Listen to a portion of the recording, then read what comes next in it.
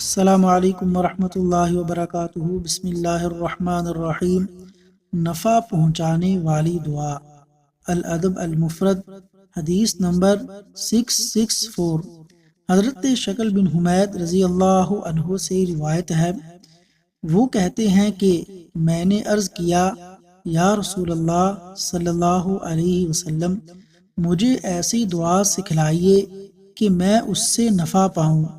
تو نبی کریم صلی اللہ علیہ وسلم نے فرمایا کہ تم یہ دعا پڑھو: اللہم عافنی من شر سمعی، اللہم عافنی من شر سمعی وبصری ولسانی وقلبی وشر منی۔